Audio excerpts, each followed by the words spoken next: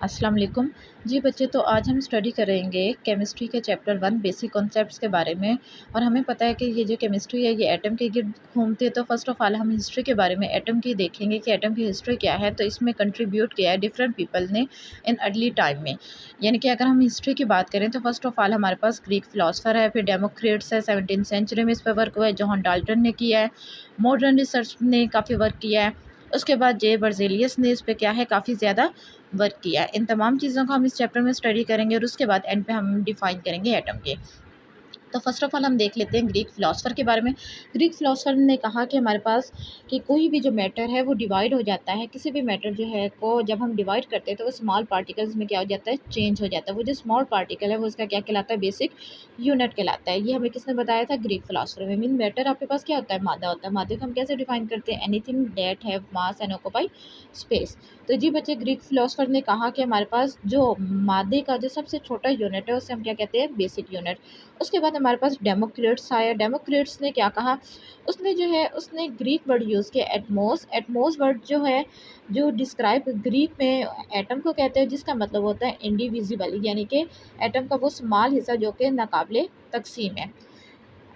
उसके बाद 17th century में जो वर्क है उसमें देखा गया कि जो कंपाउंड्स हैं वो ब्रेक हो जाते हैं इनटू देयर ऑन कंस्टिट्यूएंट्स, यानी कि कंपाउंड जिन एलिमेंट्स से मिलके बने होते हैं वो उन एलिमेंट्स में क्या हो जाते हैं, ब्रेक डाउन हो जाते हैं। अब उन्हीं एलिमेंट्स को जब हम कंपाउंड दोबारा कंबाइन करते हैं तो वो क्या बना देते हैं, कंपाउंड। जैसे फॉर एग्जांपल मर्क्यूरी को जब मैं ऑक्सीजन के साथ मिलाऊंगी तो मेरे पास mercury oxide is a compound, लेकिन जब ये ब्रेक डाउन होगा तो ये अपने ही पार्ट्स में चेंज हो जाएगा, जो क्या है, मर्क्यूरी और ऑक्सीजन।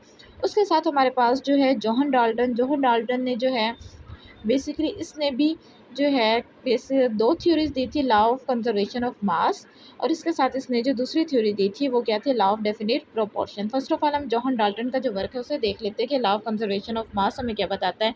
ये हमें लॉ बता रहा है कि अगर हमारे पास जो मास जो है वो क्या रहता है, कंजर्व रहता है, कि मैटर जो है ना तो वो डिस्ट्रॉय होता है और ना ही वो क्या होता है, ना तो डिस्ट्रॉय होता है और ना ही क्रिएट होता है, बल्कि वो क्या होता है, एक फार्म से दूसरी फार्म में क्या हो जाता है, चेंज हो जाता है। इसके साथ जो लॉ ऑफ डेफिनेट प्रोपोर्शन है वो हमें बताता है कि जो एटम में जो रेशियो होती है किसी भी एटम की कंपाउंड में वो क्या होती है, हमेशा कांस्टेंट होती है। जैसे फॉर एग्जांपल अगर मैं वाटर की बात करूं तो वाटर में जो रेशियो होगी हाइड्रोजन की वो 2 होगी और ऑक्सीजन की 1 होगी।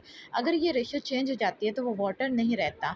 इसी तरह साथ ही एटॉमिक थ्योरी के बारे में भी हमें जॉन डाल्टन ने कहा, उस थ्योरी के मुताबिक जो हमारे पास मैटर है वो कंपोस्ट होता है एटम के साथ ऑफ द डिफरेंट एलिमेंट, और जिनकी प्रॉपर्टीज़ क्या होती है, डिफरेंट होती है। फिर हमारे पास मॉडर्न रिसर्च में बताया गया कि एटम जो है ये मोर देन 100 सब एटॉमिक पार्टिकल से मिलकर बना है। और अगर मैं इसके फंडामेंटल पार्टिकल्स की बच्चे बात करूँ तो मेरे पास क्या है, इलेक्ट्रॉन है जिस पे नेगेटिव चार्ज होता है, प्रोटॉन पे पॉजिटिव और न्यूट्रॉन पे नेगेटिव चार्ज होता है। उसके बाद हमारे पास बर्जेलियस ने वर्क किया, जिसके मुताबिक उसने बताया कि हमारे पास जो है उसने एटम्स को रिप्रेजेंट किया थ्रू द सिंबल, और इसके अलावा उसने atomic masses of the element के बारे में भी बताया। बर्जेलियस ने हमें किसके बारे में, एक तो सिंबल के बारे में इंफॉर्मेशन दी और दूसरा हमें किस बारे में information the, atomic masses of the elements के बारे में, कि हम एटम को एक तो एलिमेंट्स को जाहिर कर सकते हैं सिंबल के ज़रिए, फिर हम उसके एटॉमिक मासेस को भी बयान कर सकते हैं। एंड पे हम एटम को डिफाइन करेंगे। डिफाइन हमारे पास क्या है कि एटम हमारे पास स्मॉल पार्टिकल होता है किसी भी एलिमेंट का जो कि केमिकल रिएक्शन में क्या लेता है, हिस्सा लेता है।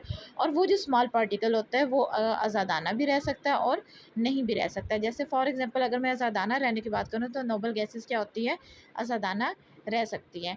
जबकि हमारे पास नाइट्रोजन हो गई, ऑक्सीजन हो गई, ये हमेशा डायटोमिक की फॉर्म में होती है, ये कभी भी आज़ादाना नहीं रह सकती।